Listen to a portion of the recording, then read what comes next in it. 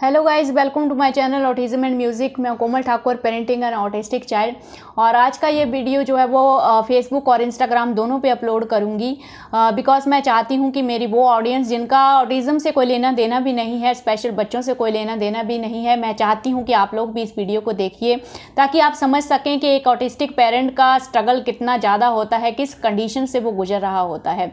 Because autism का कोई इलाज नहीं है, लेकिन सोसाइटी का सपोर्ट जो है वो ऑटिज्म में बहुत ज़्यादा हेल्प कर सकता है। इसीलिए चाहती हूँ कि आप थोड़ा सा अपने आप को ऑटिज्म के लिए अवेयर कीजिए ताकि हम जैसे पेरेंट को आपका सपोर्ट मिल सके। ऑटिज्म ब्रेन डिसऑर्डर को सिंपल भाषा में अगर हम लोग एक्सप्लेन करना चाहें तो इसका मीनिंग यही है कि इसमें बच्चे का जो ब्रेन का जो वायरिंग होता है वो डिफरेंट होता है। तो अब अगर ब्रेन डिफरेंट है तो वो इस वर्ल्ड को बिल्कुल डिफरेंट तरीके से देखता है। हमारी ये जो 5 सेंसेस होती हैं ये बिल्कुल डिफरेंट तरीके से वर्क करती हैं ऑटिस्टिक पर्सन के केस में, जिसकी वजह से ही आपको इनमें कुछ अजीबोगरीब बिहेवियर देखते हैं, जिसकी वजह से कई बार कुछ पेरेंट्स अपने बच्चों को इन बच्चों के साथ खेलने भी नहीं देते हैं इन्हीं अजीबोगरीब बिहेवियर के साथ। लेकिन इसमें मैं डिटेल में नहीं जाऊंगी बिकॉज वीडियो बहुत ज़्यादा लंबा हो जाएगा। मैं सिर्फ इतना बोलूँगी कि अगर आप ऑटिस्टिक पर्सन के साथ डील कर रहे हैं तो एक बार गूगल में जाके सेंसरी प्रोसेसिंग डिसऑर्डर के बारे में ज़रूर समझिएगा, जानने की कोशिश कीजिएगा कि सेंसरी इश्यूज़ क्या होते हैं ऑटिज्म में। आप पूरी तरह से समझ जाएंगे कि जो भी बैड बिहेवियर या अजीबोगरीब बिहेवियर आपको इन बच्चों में दिखता है वो किस वजह से है। आपको रियलिटी पता चलेगी कि वो बिहेवियर बैड बिहेवियर नहीं होता है, बल्कि लिटरली बच्चे पेन में होते हैं। ये सेंसेस बिल्कुल भी उनके कंट्रोल में नहीं होती हैं, ऑटोमेटिक मतलब ये कुछ ऐसा डिफरेंट एक्सपीरियंस करवाती हैं एक ऑटिस्टिक बच्चे को या ऑटिस्टिक पर्सन को, जिसकी वजह से वो अपने ऊपर जो कंट्रोल है उसको खो देते हैं। लेकिन हम इन सेंसरी इश्यूज़ को काफ़ी हद तक कंट्रोल कर सकते हैं अगर आप खुद को अवेयर करेंगे कि कैसे एक ऑटिस्टिक बच्चा अगर किसी सेंसरी बिहेवियर की वजह से कुछ बैड बिहेवियर कर रहा है तो मुझे उसको कैसे टैकल करना है। तो ये सारी अवेयरनेस तो तभी आएगी जब ये सब चीज़ें स्कूल के सिलेबस में इंक्लूड की जाएंगी, तभी ये चीज़ें जो जनता है, जो सोसाइटी है, उनको भी ये चीज़ें समझ में आएंगी। बिकॉज एज ए पेरेंट हमें ये सारी चीज़ें पता होती हैं, बिकॉज हमको तो पता है हमें अपने बच्चे के साथ डील करना है, तो कहीं ना कहीं हम लोग बेटर तरीके से डील कर पाते हैं, लेकिन सोसाइटी इतने अच्छे तरीके से डील नहीं कर पाती है, जिसकी वजह से इन बच्चों को आपका सपोर्ट नहीं मिल पाता है। और वही हाल स्कूलिंग का ही है। आज का ये जो वीडियो है ना गाइस, ये मेन स्कूलिंग के ऊपर ही है। इंस्टाग्राम पे मुझे एक मदर ने कांटेक्ट किया था, रिसेंटली उनके बच्चे को स्कूल से निकाल दिया, तो उन्होंने कुछ एक ऐसा प्रोसेस फॉलो किया, ऐसा प्रोसीजर फॉलो किया जिसकी वजह से स्कूल पे विदिन 24 आवर जो है वो एक्शन हो गया। तो मैंने उनको रिक्वेस्ट भी किया कि आप ये सब कुछ शेयर कीजिए और खुद की जुबानी ही आप ये चीज़ें शेयर कीजिए तो ज़्यादा लोग इससे रिलेट करेंगे। तो अभी आगे उनका इंटरव्यू भी आप सुनेंगे। आज की डेट में गाइस अगर मैं बात करूं तो सबसे पहला झटका एक ऑटिज्म पेरेंट को तब लगता है जब उसके बच्चे का डायग्नोसिस होता है, लेकिन उससे भी बड़ा झटका उनको तब लगता है जब वो अपने बच्चे को स्कूल में डालते हैं और स्कूल जिस तरह से स्पेशल बच्चों के साथ और स्पेशल बच्चों के पेरेंट के साथ डील करता है वो बहुत बड़ा ट्रॉमा क्रिएट कर देता है एक ऑटिस्टिक पेरेंट के लिए। हम भी उस सिचुएशन से गुजरे और मेरा बेटा 13 ईयर्स का है। हम लोगों ने भी एक लंबी लड़ाई लड़ी है जब मेरा बच्चा मेन स्ट्रीम स्कूलिंग में था। ये चीज़ें करनी ही पड़ती हैं। हालांकि हर पेरेंट इतना कैपेबल नहीं होता है कि वो अपने डिप्रेशन से बाहर निकल के इन चीज़ों को हैंडल करे, कोई लीगल एक्शन ले। हर पेरेंट ऐसा नहीं कर पाता है। सबसे पहला जो चैलेंज है एक ऑटिस्टिक बच्चे के पेरेंट के लिए वो तो यही है, पहले वो खुद को तो संभाले। जो सोसाइटी की तरफ से भी उसको कई बार ट्रॉमा मिलता है, कई बार सोसाइटी में भी कुछ ऐसे लोग होते हैं वो इन पेरेंट को टारगेट करते हैं, इतना अच्छा सपोर्ट नहीं मिलता है, तो पेरेंट की सिचुएशन भी बहुत ख़राब हो जाती है। तो स्कूल के अगेंस्ट तो वो क्या ही एक्शन लेगा। स्कूल्स की अगर मैं बात करूँ गाइस तो काफ़ी सारी फैसिलिटीज़ हैं। गवर्नमेंट की गाइडलाइंस के ऊपर अगर हम लोग नज़र डालें तो स्पेशल बच्चों को कोई भी मेन स्ट्रीम स्कूलिंग जो है वो एडमिशन के लिए डिनाई नहीं कर सकता है, यानी कि एडमिशन तो उनको देनी ही पड़ेगी। दूसरी बात है कुछ फैसिलिटीज़ होती हैं, टाइम रिलैक्सेशन इनको मिलता है, हाफ टाइम आप इनका स्कूल में रख सकते हो, शैडो टीचर इनके लिए रख सकते हैं। कई बार ये बच्चे जैसे क्लास को डिस्टर्ब करते हैं, कोऑपरेट नहीं करते हैं, तो शैडो टीचर वहाँ पे हो सकती है और वो शैडो टीचर एक मदर भी हो सकती है। हालांकि कुछ स्कूल फोर्स करते हैं पेरेंट को कि मदर शैडो टीचर नहीं बैठेगी, कोई शैडो टीचर वो खुद से अपॉइंट करेंगे और उसकी फ़ीस जनरली मैंने मैंने एक पेरेंट को सुना तो 15,000 से 20,000 पर मंथ फीस वो शैडो टीचर की पे कर रहे हैं। तो सबसे पहले तो ये बात, एक मदर को आप क्यों नहीं अलाउ कर रहे हैं, बिकॉज हर पेरेंट फाइनेंशियली इतना ज़्यादा स्टेबल तो है नहीं। उसके बाद भी कुछ फैसिलिटीज़ होती हैं, एग्ज़ाम में स्पेशल टीचर होना ही चाहिए अगर स्पेशल बच्चे का एग्ज़ाम चल रहा है, जो कि हर स्कूल में आजकल आप देखोगे कि कई स्कूल ऐसे हैं जहाँ पे स्पेशल टीचर ही नहीं है। हालांकि ये भी कंपलसरी है गवर्नमेंट की तरफ से, हर स्कूल में स्पेशल टीचर होना चाहिए, लेकिन ये चीज़ भी नहीं हो रही है। एक और चीज़ कि पता चली कि ये जो टीचर्स होते हैं, जैसे मैंने भी बीएड किया है, तो बीएड में भी ये सारी चीज़ें जो भी स्पेशल बच्चे होते हैं या डिसऑर्डर होते हैं, ये सब कुछ इंक्लूडेड होता है वहाँ पे। इवन सीबीएसई के में जो टीचर्स के लिए गाइडलाइंस है, वहाँ पे एक बुकलेट है, मैंने वो पढ़ी, और उसमें ऑटिस्टिक बच्चों के साथ कैसे डील करना है, इनके सेंसरी इश्यूज़ क्या क्या होते हैं, क्या क्या बिहेवियर्स होते हैं, कैसे उन बिहेवियर को टैकल करना है, सब कुछ वहाँ पे मेंशन है। लेकिन बड़े अफसोस की बात है कि टीचर्स को सेंसरी इशू के बारे में तो आप छोड़ ही दीजिए, ऑटिज्म ब्रेन डिसऑर्डर का नाम तक पता नहीं होता है। तो ऐसे टीचर, इन स्पेशल बच्चों को जब ऐसे टीचर हैंडल करेंगे तो आप सोच ही सकते हैं कि क्या होगा। वो ट्रेंड ही नहीं है इन स्पेशल बच्चों को कैसे टैकल करना है उसके लिए, जिसकी वजह से क्लासरूम में सिचुएशन और भी ज़्यादा वर्स्ट हो जाती है और उसका पूरा प्रेशर डाल दिया जाता है एक स्पेशल बच्चे के पेरेंट के ऊपर कि आपका बच्चा क्लासरूम में नहीं बैठ रहा है, दूसरे बच्चों को डिस्टर्ब कर रहा है, बैड बिहेवियर हो रहा है। कई बार आप भी कंप्लेंट करते हैं, अगर आपके बच्चे के क्लास में कोई स्पेशल बच्चा होता है तो आप भी कंप्लेंट करते हैं कि वो स्पेशल बच्चा मेरे बच्चे को परेशान कर रहा है। तो मैं आपसे रिक्वेस्ट करूँगी गाइस कि उस स्पेशल बच्चे को अगर स्कूल में एडमिशन दी गई है तो आपको ये सवाल वहां के एचएम या प्रिंसिपल से पूछना चाहिए कि इस क्लास में जो स्पेशल बच्चा है इसके लिए आपने क्या स्पेशल अरेंजमेंट करके रखे हैं। क्या आपके टीचर को नॉलेज है कि इस स्पेशल बच्चे को कैसे हैंडल करना है। हालांकि ये चीज़ का मैं आपको पूरा श्योरिटी देती हूँ गाइस कि अगर सही तरीका पता हो, अच्छे से अगर आप ट्रेंड हो एक स्पेशल बच्चे को हैंडल करने के लिए, तो एज ए टीचर भी आप क्लासरूम में उस बच्चे को सही तरीके से हैंडल कर सकते हैं। लेकिन ऐसा नहीं होता है। होगा एक स्कूल में अगर एक स्पेशल टीचर है तो क्या पूरा दिन वो आपके बच्चे एक स्पेशल बच्चे के साथ बैठा रहेगा? नहीं, आपको भी टीचर को भी उसे देखना है, टीचर को ही उससे majority of the time teacher को ही डील करना है उसके साथ। तो फिर क्यों टीचर को ये सब कुछ नॉलेज नहीं होता है? और इसके ऊपर चेक तो कोई भी नहीं है, मतलब गाइडलाइंस में सीबीएसई में सब कुछ वहाँ पे मेंशन्ड है, लेकिन ये कोई चीज़ चेक नहीं करता है स्कूल में जाके कि टीचर को पता है क्या ये डिसऑर्डर के बारे में, इश्यूज़ के बारे में, कैसे टैकल करना है स्पेशल बच्चे को। तो एडमिशन दे दिया, बस यहाँ पे बात खत्म हो गई। उसके बाद सीधा सीधा ये इनका जो मेथड है मेजॉरिटी ऑफ स्कूल्स का कि पेरेंट को हर रोज़ हरास किया जाता है, एम्बैरस किया जाता है दूसरे बच्चों के पेरेंट के सामने। उनका जो टारगेट होता है वो यही होता है कि ज़्यादा से ज़्यादा एम्बैरस करो ताकि पेरेंट खुद ही बच्चे को स्कूल से बाहर निकाल ले। इससे पहले लास्ट ईयर भी मैंने एक पेरेंट का इंटरव्यू किया था, उनके साथ तो और भी हालत ख़राब थी, मतलब स्कूल ब्लैकमेल कर रहा था उनको। स्कूल में उस बच्चे को एंट्री भी नहीं दी जा रही थी और उनको फोर्स किया जा रहा था कि जब तक आप एक लेटर लिख के नहीं देंगे कि मैं अपनी मर्जी से अपने बच्चे को स्कूल से बाहर निकाल रही हूँ, तब तक हम आपको आपकी फीस भी वापस नहीं करेंगे। यानी कि लीगल एक्शन हो सकता है अगर आप बाहर निकाल देंगे, बिकॉज गाइडलाइन में तो है कि एडमिशन तो डिनाई कर नहीं सकते हैं। तो फिर तो ये सब चीज़ें हैं गाइस। तो आप समझ गए होंगे कि ये जो शर्मनाक वर्ड मैं यूज़ कर रही हूँ वो क्यों कर रही हूँ, क्योंकि इन बच्चों को है स्कूल की, सोसाइटी के सपोर्ट की बहुत ज़्यादा ज़रूरत है। अल्टीमेटली क्या होता है, एंड में बहुत सारे पेरेंट्स हार मान लेते हैं, बिल्कुल टूट कर रह जाते हैं और एंड में एक ही ऑप्शन बचता है, अपने बच्चे को चार दीवारी में कैद करके रखना।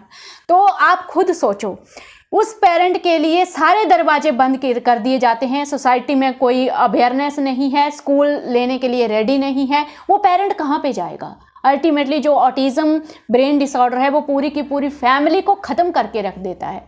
सो अभी मैं ये वीडियो लंबा नहीं करूँगी, थोड़ा सा मुझे आइडिया देना था आप लोगों को इस चीज़ का, ताकि आपकी सराउंडिंग में भी अगर ऐसे पेरेंट हैं तो प्लीज़ उनको सपोर्ट कीजिए, और स्कूलिंग में तो खासकर आप लोग प्लीज़ सपोर्ट कीजिए। सिस्टम के ऊपर सवाल उठाइए, वहाँ पे जो स्कूल है उसके ऊपर सवाल उठाइए कि कैसे आपके पास क्या अरेंजमेंट है स्पेशल बच्चे को यहाँ पे टैकल करने के लिए, हैंडल करने के लिए। तो अभी देर ना करते हुए मैं ये मदर का एक्सपीरियंस आपके सामने रख रही हूँ। आप इनकी जुबानी, इनका जो एक्सपीरियंस है वो सुनिए और आपको यहाँ पे पता चलेगा कि एक सही तरीका क्या है। अगर आप स्कूल के ऊपर एक्शन लेना चाहते हैं तो किस तरह से ले सकते हैं, तो ये काफ़ी पेरेंट्स के लिए बेनिफिशियल रहेगा। सुनते हैं ये ऑटिज्म। नमस्कार, मैं एक ऑटिस्टिक बच्चे की माँ हूँ। 22 जुलाई 2025 के दिन मेरे बेटे को स्कूल वालों ने बिहेवियर इशू का कारण बताकर स्कूल से निकाल दिया था। तब 22 सितंबर 2025 के दिन मैंने मीरा भाईंदर महानगर पालिका के कमिश्नर को एक पत्र लिखा और अपने बच्चे के राइट ऑफ एजुकेशन की बात कही। उन्होंने उस पत्र पर तत्पर कार्रवाई की और एक हफ्ते के अंदर अंदर ही मेरे बेटे को स्कूल भेजने का पूरा प्रबंध किया। मैंने अपनी ये पूरी कहानी कोमल जी से शेयर किया और कोमल जी से कहा कि वे अपने यूट्यूब चैनल के माध्यम से मेरी ये बातें लोगों तक पहुंचाएं, ताकि मेरे जैसी जितनी भी माएँ स्कूल वालों के रवैये के कारण परेशान हैं, वे अपने बच्चे का स्कूल न छुड़वाए बल्कि उसके राइट ऑफ एजुकेशन के लिए योग्य कदम उठाएं। इसके लिए मैं कोमल जी का बहुत बहुत धन्यवाद करती हूँ। जिस समय मेरे बच्चे को स्कूल से निकाला गया था उस समय मेरा बच्चा भी बहुत ज़्यादा अपसेट था, डिप्रेस था, फ्रस्ट्रेशन में था और एग्रेसिव भी हो चुका था। इसीलिए मैंने भी सोचा कि कुछ दिन मैं उसे घर में ही रखूँगी, मैं उसे स्कूल नहीं भेजूँगी, उसे घर में ही पढ़ाऊँगी। होम स्कूलिंग के लिए मैंने सोचा, परंतु धीरे धीरे मैंने महसूस किया कि मेरा बेटा स्कूल को मिस कर रहा है, वो स्कूल जाना चाहता है। जब उसका बड़ा भाई तैयार होकर जाता है तब उससे बहुत अच्छा लगता था। फिर मुझे लगा कि होम स्कूलिंग इस बच्चे के लिए सही नहीं है जो बहुत ज़्यादा सोशल है। फिर 22 सितंबर 2025 के दिन मैंने मीरा भाईंदर महानगर पालिका के कमिश्नर को एक पत्र लिखा, जिस पत्र का विषय यह था, ये पत्र को मैंने रिसीव कराया। उस पत्र का विषय था समावेशी शिक्षा सर्व शिक्षा अभियान व राइट ऑफ एजुकेशन के अंतर्गत मेरे माइल्ड ऑटिज्म बेटे को स्कूल में पढ़ने का अधिकार मिलने के संबंध में। यह पत्र लेकर मैं कमिश्नर से मिलने गई। कमिश्नर साहब उस समय मीटिंग में थे, तो उनके पीए ने तुरंत ही मुझे उप आयुक्त महोदया कविता बोरकर जी से मिलवाया। उन्होंने शिक्षण विभाग की अधिकारी दीपाली पवार मैम को बुलाया और उनसे मेरी बात करवाई। पूरी बात उन्होंने सुनी और उन्होंने शिक्षण विभाग के अधिकारी को से कहा कि आप स्कूल को एक नोटिस दीजिए, उनसे कारण पूछिए और उनसे कहिए कि जो भी थेरेपी वगैरह करानी है हमारी मीरा भाईंदर महानगर पालिका ही कराएंगे। उसके और ये कह के उन्होंने मुझे घर भेज दिया। उसके 2 ही घंटे बाद में मुझे स्पेशल एजुकेशन डिपार्टमेंट से फ़ोन आया कि उनकी बात प्रिंसिपल मैम से हो गई है और अगले दिन मुझे उन्होंने स्कूल में बुलाया। अगले ही दिन उन्होंने स्कूल को कारण बताओ नोटिस भी दिया, जिसका जवाब उनको मिला।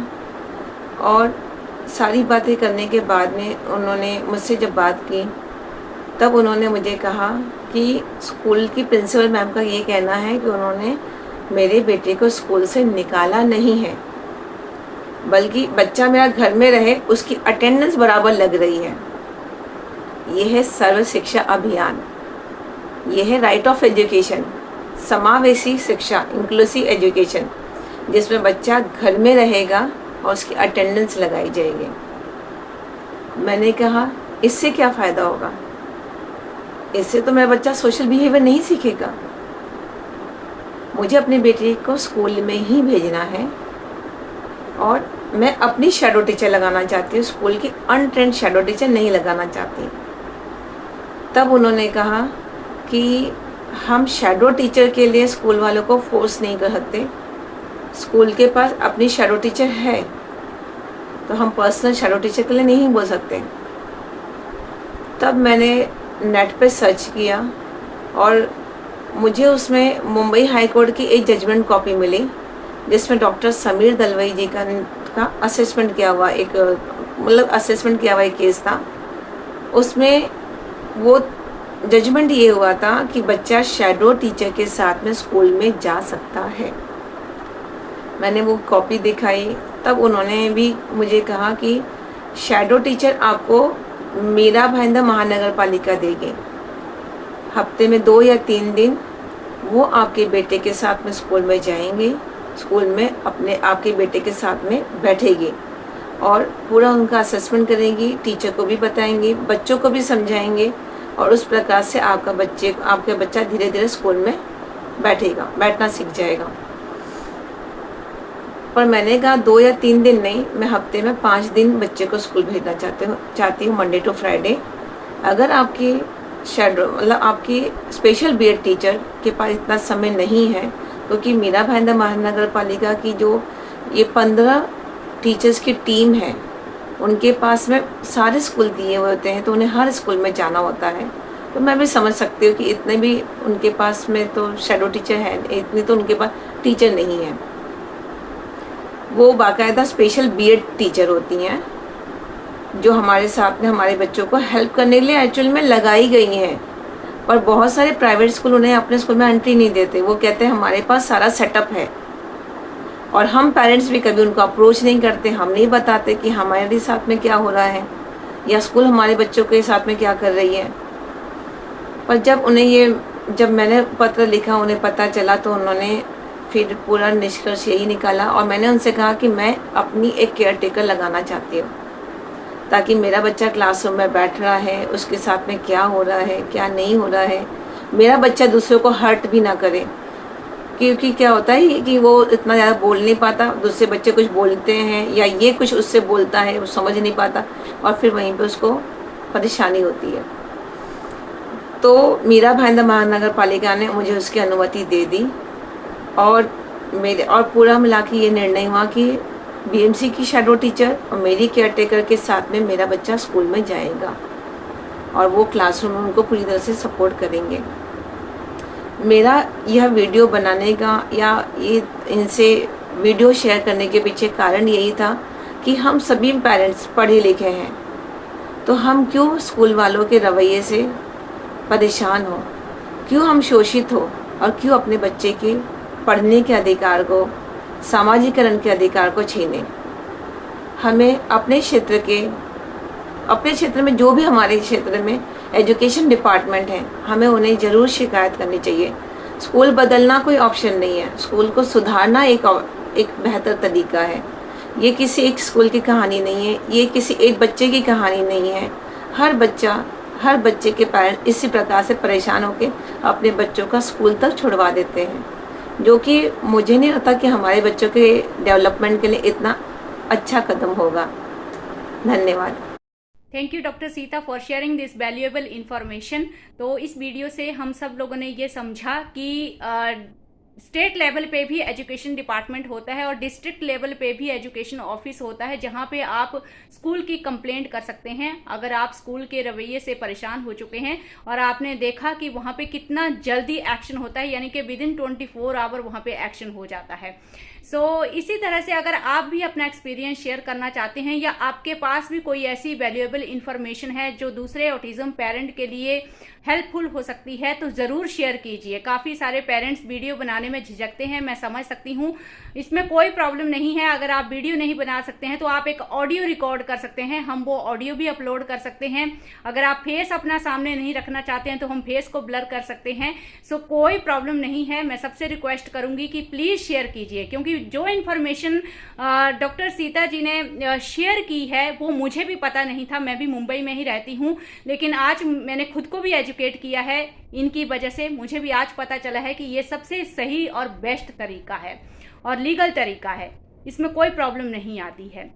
तो आप समझ सकते हैं कि कितना ज़्यादा बेनिफिट होगा इनकी इस इंफॉर्मेशन से। कितने सारे पेरेंट्स को ऑल ओवर इंडिया, सभी ऑटिज्म पेरेंट को इनकी इस इंफॉर्मेशन से बहुत ज़्यादा बेनिफिट होने वाला है। सो अगेन मैं इनका बार बार थैंक यू करती हूँ, शुक्रिया अदा करती हूँ कि इन्होंने ये इन्फॉर्मेशन ना सिर्फ अपने तक सीमित रखी बल्कि हम सब ऑटिज्म पेरेंट के बारे में सोचा। तो इसलिए आप भी अपनी झिझक को छोड़ दीजिए और आपके पास अगर कोई वैल्यूएबल इन्फॉर्मेशन है तो मुझे कांटेक्ट कीजिए। मेरे इंस्टाग्राम और फेसबुक पेज का जो लिंक है वो आपको डिस्क्रिप्शन बॉक्स में मिल जाएगा। डिस्क्रिप्शन बॉक्स यानी कि वीडियो के नीचे जो मोर बटन है वहां पे क्लिक करेंगे तो आपको मेरे इंस्टाग्राम और फेसबुक का जो लिंक है वो मिल जाएगा, आप मुझे डीएम कर सकते हैं। So thank you for watching this video. और हाँ, इस वीडियो को ज़्यादा से ज़्यादा सपोर्ट कीजिए, लाइक कीजिए, शेयर कीजिए ताकि ज़्यादा से ज़्यादा ऑटिज्म पेरेंट तक ये इन्फॉर्मेशन पहुंच सके। Thank you for watching this video.